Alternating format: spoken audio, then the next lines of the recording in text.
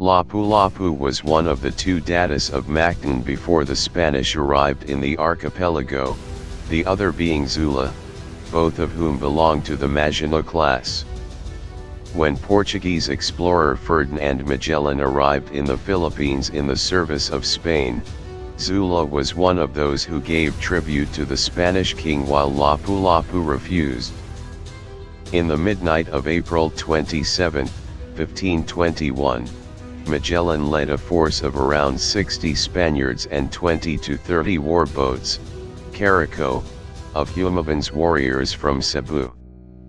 They arrived in Mactan 3 hours before dawn. However, because of the presence of rock outcroppings and coral reefs, Magellan's ships could not land on the shores of Mactan. Their ships were forced to anchor 2 crossbow flights away from the beach. According to Antonio Pigafetta, they faced around 1,500 warriors of Lapu-Lapu armed with iron swords, bows, and bamboo spears.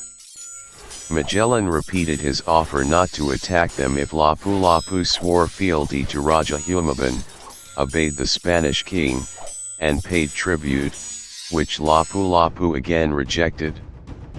At the taunting request of Lapu-Lapu, the battle did not begin until morning.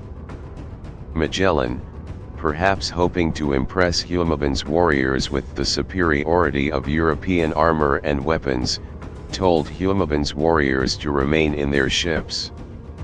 Magellan and 49 of the heavily armored Spaniards, armed with lances, swords, crossbows, and muskets, waded ashore to meet Lapu-Lapu's forces. They set fire to a few houses on the shore in an attempt to scare them. Instead, Lapu-Lapu's warriors became infuriated and charged. 2 Spaniards were killed immediately in the fighting, and Magellan was wounded in the leg with a poisoned arrow. He ordered a retreat, which most of his men followed except for a few who remained to protect him. However, he was recognized as the captain by the natives, whereupon he became the focus of the attack. Outnumbered and encumbered by their armor, Magellan's forces were quickly overwhelmed.